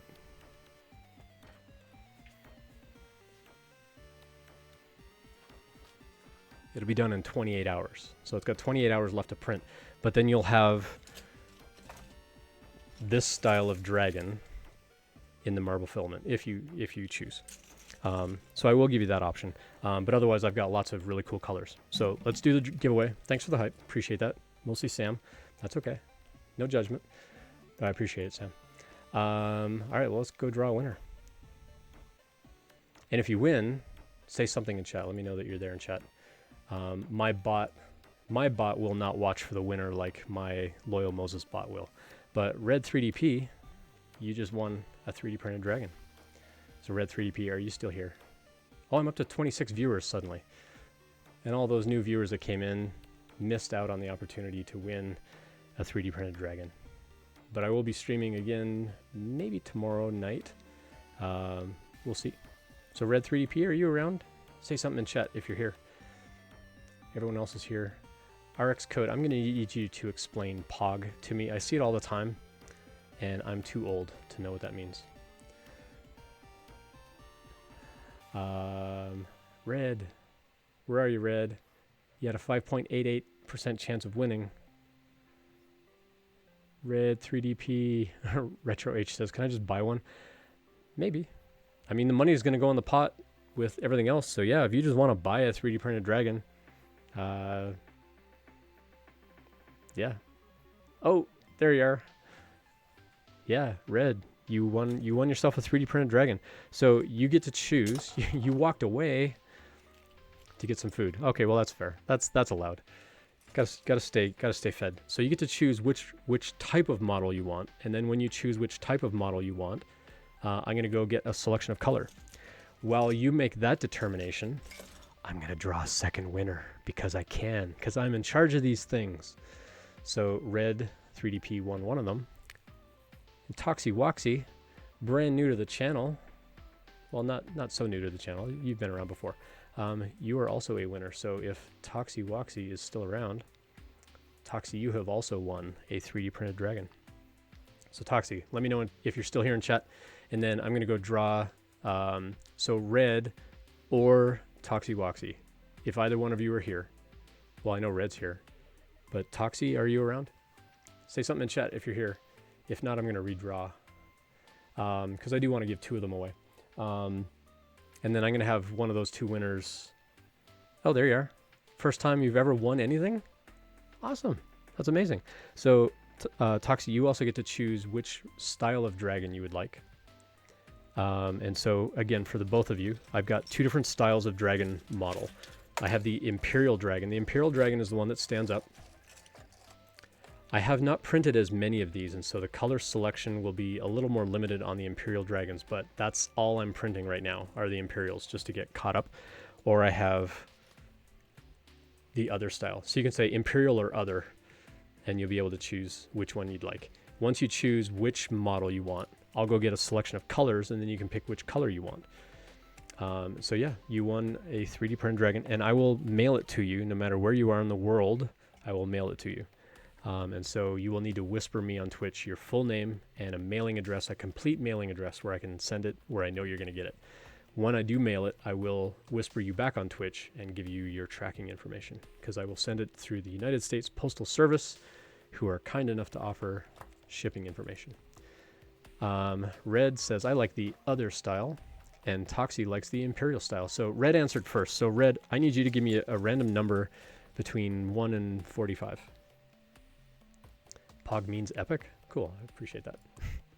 I'm too old to get the lingo. I've been hanging out on this guy's channel, and he's an amazing young man who's very entertaining to watch gaming. His name is Gigi Bav, and he helped make some of my emotes. And so if you ever see me throw like the let's go and the welcome emotes on other channels, Gigi Bav made me those. And I hang out on his channel all the time, and you know, someone will say something and be like, say less. I'm like, that's rude.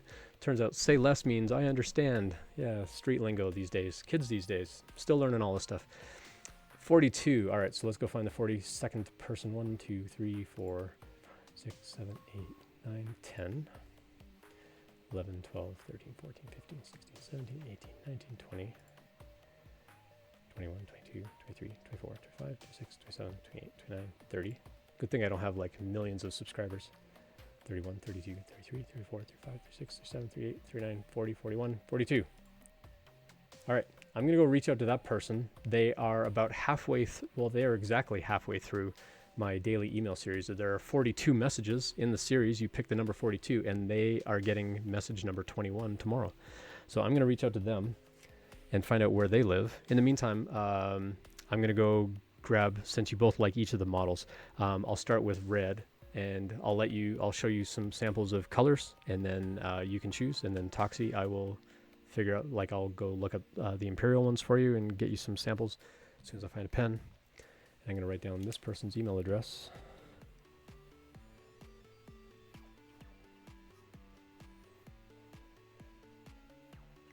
And I will contact them a little bit later to let them know that they want a giveaway that they had no idea about. Yeah, RetroH found the emotes. So I'm an affiliate, and so I can make emotes, but I have not been around for 2 years for all of you to be able to use the emotes. So the best you can do is redeem those channel points, which I give away freely and frivolously. You can redeem those channel points to unlock the emojis for 24 hours at a time. It's the best I can do. And I also made them super cheap. I think it's like 80 channel points. So anyway, how does one whisper on Twitch? Well, no, you don't want to send it to the bot. Don't send a whisper to the bot because it will show up in chat. So up in the top right corner of Twitch, if you're on the web interface, up in the top right corner, you'll see 3 icons, and one of them is a whisper icon, and then you can just search for my username. You should be able to whisper me from there, or you can just click on my name. Let me say hi in chat. Hi in chat. So you can just click on my name, and you should have a whisper thing from there. What platform am I on? I'm on a Windows platform. Oh, what platform am I on? I actually use one of these. This is my literal platform that I'm on. This thing's really handy. It's curved, and so it actually works out some of your core muscles while you stand on it. So that's the literal platform that I'm on, if that's what you're asking. And that's my dorky sense of humor. Thank you, folks. I'll be here all week. Be sure to tip your server. You can also do bang joke in chat. All right, so Red, you were first, and Red liked other style. So Red, I'm going to go grab you a sample of dragons, and we will see which one you like most. So give me a moment. Oh, you're asking Toxie, but I've actually been looking into those. Yeah, it's really comfortable. I love standing on this thing. Like I can stand on this thing for hours all day long. They're pretty great. Let's see. What colors do we get?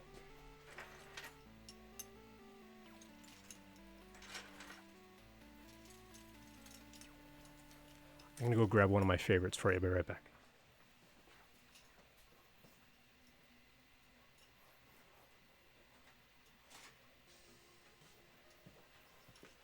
Okay, Red. This one is kind of a pale gray color. Very unassuming. If you go look at that photo album, though, you'll notice that this pale gray one actually glows with a green sparkle in the dark. So if you go find the photos in the photo album of the green sparkly dragon, this is the green sparkly dragon. It's gray under regular light, but when you turn the lights off, it sparkles green, if you care. It's one of my favorite filaments. As soon as the gold and purple one finishes on my middle printer, I'm going to be printing the imperial one in that filament as well. So there's that one. I've got a nice silky chrome color, and this is actually Polyalchemy's silk chrome PLA, and it is a fantastic filament. So I have it in chrome. I got the marble one that I showed earlier. This one is the dark green sparkle from Polyalchemy as well, that everybody on Loyal Moses' channel loves. It is also a very fantastic filament. I got the marble one that I showed earlier, and then I've got that red and gold sort of color. So it'll go from like a gold to a red back to gold on the horns. So yeah, if you want to choose one of those, I will earmark that and set that aside for you. Lumashi, thanks for dropping by. The giveaway got closed for tonight, but I will be doing another giveaway. Sorry, I should hide the bang enter thing. I will be doing another giveaway on my next stream, which will probably be tomorrow night. So come back and hang out tomorrow night. Juggling Biohazards in the house. Hey, Juggling, look what I made. Just for you. The juggling is beautiful. Yes, it is. Thanks for dropping by. So yeah, sorry you all missed the giveaway. We already chose our winners. And so one is going to Red 3DP, and the other is going to Toxie Woxie. And the third one is going to a random subscriber to my daily email series. And so if you're curious about advice about getting a job in the tech industry, you can go subscribe to that. I gotta learn how to point like a weatherman again. You can go point to what the bot is telling you in chat over there. I've got that daily email series. It's 42 messages, so it's every day for 6 weeks. And when it's over, it unsubscribes you. There's no ads. I don't really promote anything in there. And so yeah, you can unsubscribe at any time. You can also reply to any message and get directly to my inbox if you've got a question about career or anything that I can help out with. And so while I do the giveaways here on the stream, I'm also going to be giving one away to just a random subscriber. In this case, Red 3DP picked the number 42. I counted. I've got 47 subscribers for next time. I will remember I've got 47. So tomorrow night, we'll pick a number from 1 to 47 that is not the number 42. And then that person is going to get an email from me saying, hey, you didn't know I was doing a giveaway, but I'm doing a giveaway. And I'm going to send them anywhere in the world. All right, so 3DP says, I love that answer. I would have given the same answer. Oh. The You like the dark sparkle green. It is yours, my friend. Dark sparkle green will be set aside. And again, my goal is to get these mailed out this weekend. And so, Red 3DP, if you can whisper me on Twitch, or you can email me through the website. It's ian.douglas@techinterview.guide. You can email me there as well, or ian.douglas@iandouglas.com. Either one, or my Twitch username at Gmail. I'm Ian Douglas 736 all over the place. And so you can email me, iandouglas736@gmail if you want. And so Red 3DP is getting the regular dragon in the dark sparkle green. All right, Toxie Woxie, who has never won anything ever. How much could I buy one of those bad puppies for? I only have one puppy, and he's a pretty good boy, and you cannot buy Riker. If you would like to buy a dragon, how much should I sell these dragons for? I mean, all the money is going to go into the pot for the diversity in tech. What would be a fair price? I don't know. $10? Let's say $10. If you send me $10, well, send me a whisper and I'll send you my PayPal email address. Send me $10 and I'll mail it out to you. I probably won't give you the choice if you're going to straight up buy one, though. You got to be here. You got to win to get your choice. How's that? So if you just, well, no, if you want to buy one, I'll let you choose. But it's got to be one that I've already printed because I don't want to get into like custom printing. You love my dad answers. Yeah, you do like that pink. That bright magenta is amazing. Like I saw it on Loyal's channel. I'm like, yeah, I'll buy a spool. And you see it and you're like, wow, it's pretty vivid. And then you print and you're like, that is glorious. It is amazing. $20 for delivery? Yeah. Oh, and so I will mention the last time I did a giveaway, 3 of the people that were hanging out in my chat actually lived in the Denver area. And I actually like dropped them off. I actually got to meet some of the folks. It was great. And I actually I hand delivered some dragons to people. It was pretty fun.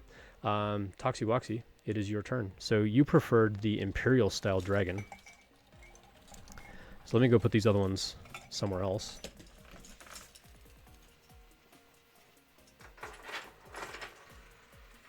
Let's see.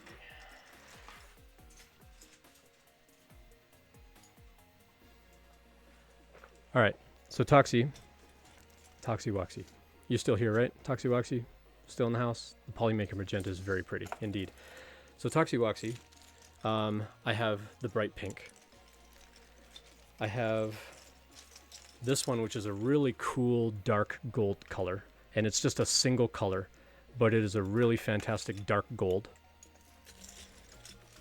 I have this one, which is supposed to be red and silver, which is a transition. The silver looks a little bit on the lavender side, but it is also a very nice color combination as well. The red gold that I showed earlier in the other dragon, I have that in the Imperial, but he's kind of propped up at the moment. And then I also have that silky chrome color, so the really bright, shiny silver. And so you've got pink, you've got red, silver, you got gold, you got silky silver, or you got red gold. So you got red, silver, gold, or bright pink. Lots of choice. But those are the only 5 I've got printed right now. And so you get to choose.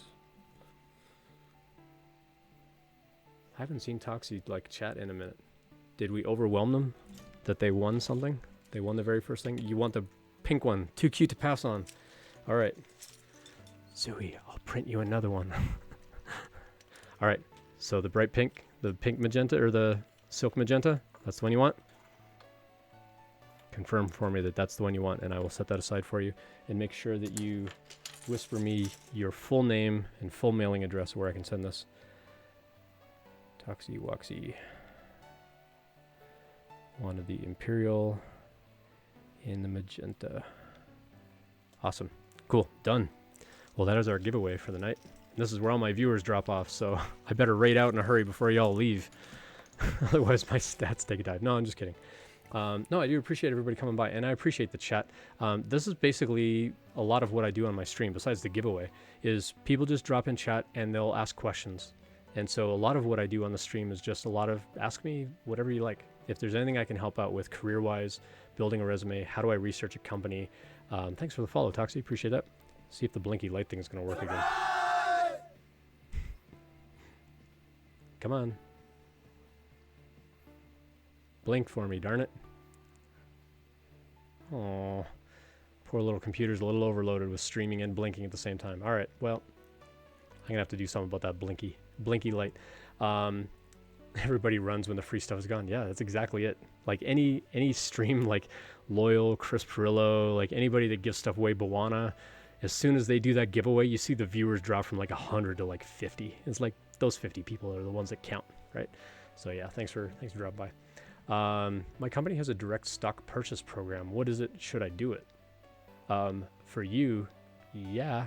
Because you work at a big public company that I'm not going to name on the stream, but your company's been around a really, really long time, and that stock is going to be worth buying for sure.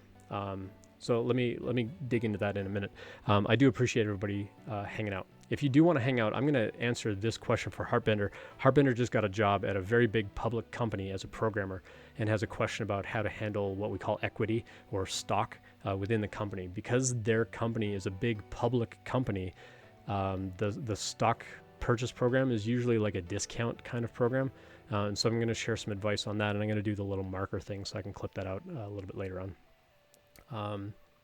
Just want to double check. Yeah, that's working. Cool. Crazy how quick it drops. Yeah, I mean, I'm still hanging at 20, so thanks for hanging out, everybody. Appreciate it. You 20 are the VIPs. Appreciate it. You're the goats, as the kids say. Well, I guess you can't all be the greatest of all time, but at least one of you is the greatest of the great of the 20 that stuck around. I don't know, I'm too old. I literally bought the band, like the band t-shirt with the red hoodie and the ball cap that Steve Buscemi wore in what was that show? Parks and Rec. And where he's like, you know, how do you do, fellow kids? And I literally dressed up like that as Halloween one year because that's how I felt. Shaved my face, you know, crossed my eyes for pictures and all kinds of goofy stuff.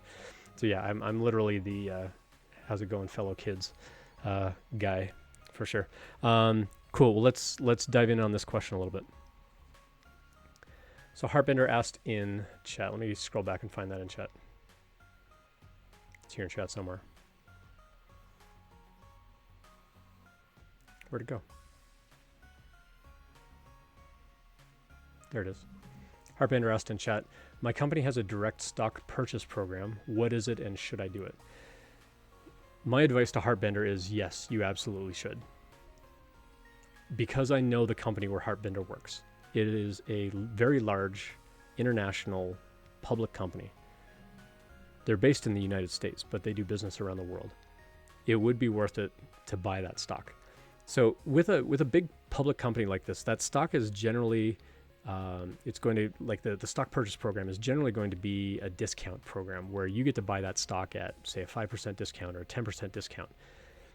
What you want to do is you want to wait for the market to dip like it did today in a drastic way, and then like scoot in there and buy that stock, because then you get a discount on the closing price of whatever the price was the day that you buy them. So yeah, if you're eligible for this, Heartbender, I would suggest, yes, you should participate in that, because then when the stock market kind of bounces back for that particular industry, again, I'm not going to dox you and say where you work, but for that particular industry, which is going to pick up when the stock market recovers for sure, those stocks are going to be worth even more, and you're going to profit from that. And then when you turn around and sell it, you will pay tax on the profit. Now, the thing with the discount programs is when you buy the stock, depending on how much of a discount you get, and depending on what that discount is worth monetarily, let's say, like I haven't looked up your stock price, but let's say the stock is normally $100 and you get a 20% discount. So you buy the stock for $80. The IRS knows that it's worth $100. They know that you bought it for $80. So they may say, hey, that $20, you made profit, even though you haven't sold the stock yet, you still made $20 profit. We would like our share. And you may be subject, maybe, to alternative minimum tax, or AMT, which is basically you prepay tax to the IRS on your eventual profit. That when you do turn around and sell the shares, And I'll make some recommendations based on my own experience in a moment. Standard disclosure: I'm not a tax accountant. I'm not a tax attorney. Blah blah blah. Take this advice or leave it.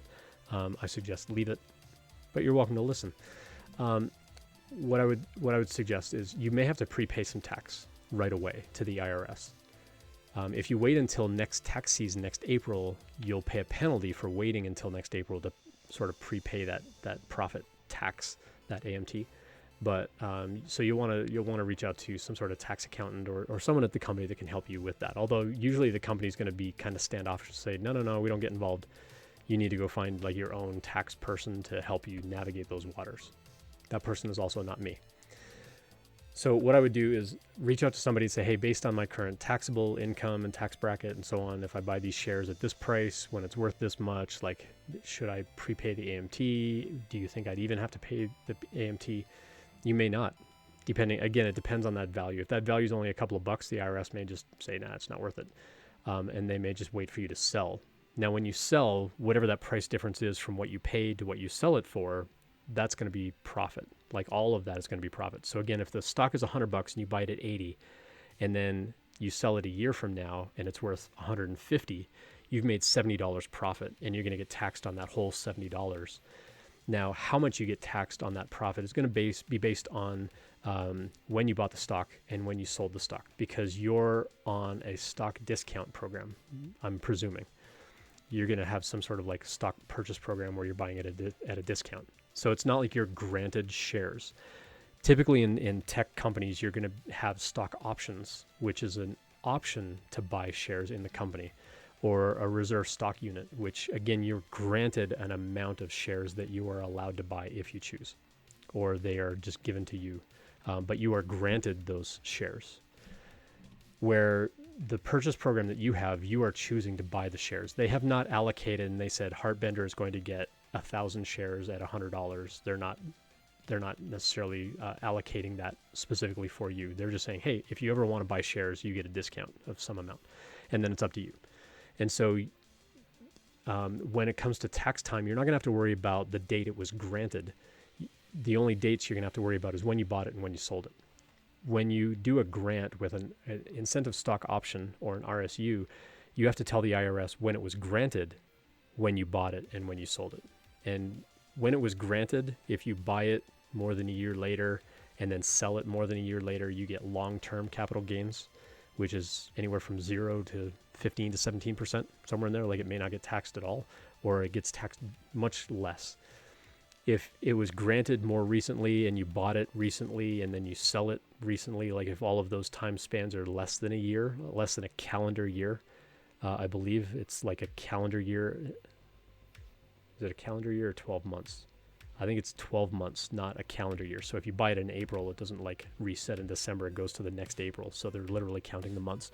If you've hung on to it for more than 1 year, if you hang on to it for less than a year and sell it, or it's been less than a year when it was granted and when you bought it, and then in less than a year when you sell it, you get taxed at short-term capital gains, which can be whatever your current tax rate is. In our tech industry, that can be anywhere from 30 to 40%. And so you end up paying a lot more tax if you turn around and sell it right away. Now, with your stock purchase program, because you're buying this like actual shares at a discount, and you get to sell them whenever you want. You can like buy them one day and sell them tomorrow if you want. But if you don't hang on to them for that minimum of a year, I believe in the purchase discount program, I believe it's still that 1 year for the short-term capital gains, you're going to get taxed a lot heavier on it. And so I would say if you are going to participate in something like that, you really need to hang on to the shares for a long time. But talk to a tax person, a tax accountant, like someone who knows more about your individual situation and what those discount rates are. Have them look over everything. You're going to probably have to pay them for their time, but it may be worth it if you're going to save a bunch of taxes or make more profit based on their advice. So it could be worth the investment. RC Maniac says in chat, the way it was worded to me, if you get a $100 paycheck, you get 25% taxes on your income, leaving you with 75.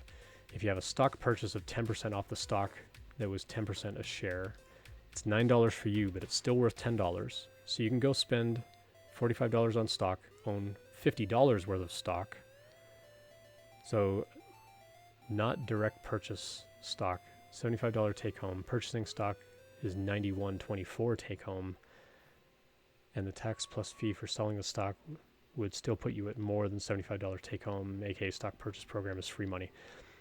It is effectively free money because they're giving you that discount. And so if if the share is worth $100, like I was saying, and you buy it at 80, you've already made $20 profit. You've already made $20, provided the stock stays there. If the stock tanks, you lose the money.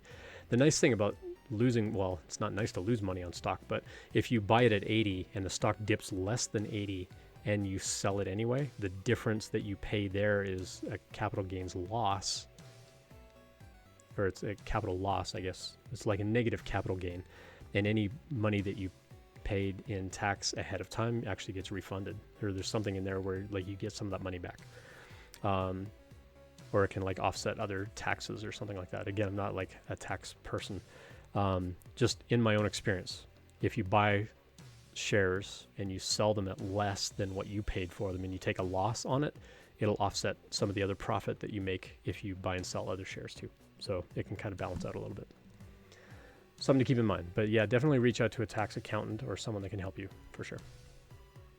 And RC Maniac, I appreciate you offering some input on that as well. Thanks. Alrighty. So, I mean, that's the kind of advice that I like to give on the stream. So thanks for hanging out. Did lose a couple of viewers there. I know I nerded out a little bit on that kind of stuff. You tend to lose people when you go deep on those kinds of things, but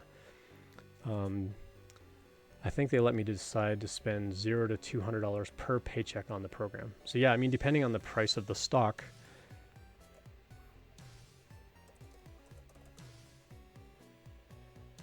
which, today didn't take as big of a hit as the rest of the market.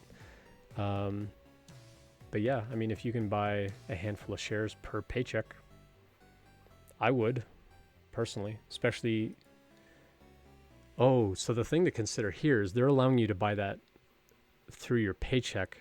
Are they allowing you to buy it before your taxes are taken off your paycheck?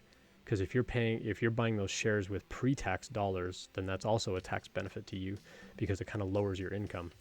But then you're still taxed on the full amount of your income. So that could be something else to consider. So then at tax time, it looks like you've overpaid your taxes and you get a refund. So again, something to talk to a tax accountant about to see whether that would actually help. Red says, I'm loving your stream. Oh, I love having your stream up while I'm designing stuff in CAD. Awesome. I appreciate that.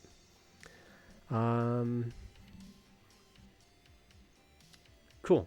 So yeah, let's go find somebody to raid, and then we'll call it a night. My oldest kid is getting back from a field trip in another state. His flight landed about 20 minutes ago. My wife went and picked him up. So yeah, I want to be offline when he gets home. So let's go find somebody to raid. Oh, my favorite lumberjack is programming. Subsector 3D is also 3D printing. We've got lots of other makers online. I generally try to raid out to somebody doing software or something in the tech space. We've raided Midnight Simon a bunch. Freckled Science is really entertaining to go watch. She's doing stuff with 3D printing. But her stream is actually really, really entertaining. She's very, very interactive with her channel. Finite Similarity is doing Rust. What do you think? STEM science or programming? Let me know in chat. Let me know in chat if you have a preference, then we'll go raid. Oh, Polybius says I just got here. Well, thanks for dropping by, Polybius. You missed the giveaway. So I'm giving away these awesome 3D printed dragons that you've probably heard me going on and on about. This is a nice red silver one that I've got. Although the silver looks a little more lavender color, but this is the kind of stuff that I'm 3D printing and giving away on every stream through the month of May. So if you want to follow me and get that notification of when I'm going live, and thank you Retro H for the reminder to hydrate. If you want to follow me, I'm giving away at least 1 or 2 of these dragons every time I stream. And I also have an email series that you can find out if you do ! email. You'll see an email series that I do, and I'm also drawing a winner from the email giveaway, or for the giveaway as well. Ethan's dad, thanks again for dropping by. I appreciate you coming by and supporting the channel. Thank you so much for the subscription. Followed for weeks now. Oh, cool. Appreciate that. Cool. I just realized the silver red guy needs to go see a chiropractor. He's got a couple of joints right here in his back that did not articulate off the printer. So these three discs got a little fused. I might have to see if I can like give him a little adjustment on the back without like completely breaking the hinge, but I will do it gently later on. I am not a dragon chiropractor, so I don't want to hurt him. But yeah, so I'm giving away those dragons. Let's go. I think we'll go raid Freckled Science. So let me go get that set up, and then we'll go raid over there. Make some noise in the chat when we get over there, and we'll see you over on that channel. Thanks again for dropping by. Again, I'll be streaming tomorrow night. If you want another chance to win a dragon, come by and hang out again. Appreciate it. And if you did subscribe, so for those that did subscribe, let me know what kind of logo you want on these panels back here, and I will get those 3D printed over the weekend, and I'll get those hung up for you as well. So thanks for dropping by. Let's go raid Freckled Science. Make some noise for Amanda when we get in there. She is a fantastic person, very, very entertaining, and really, really cool, like PhD chemist, studying a lot of butterflies and doing some really cool stuff on her stream. She's really encouraging to watch. So yeah, let's go raid over there and make some noise when we get there. Have a good night, folks.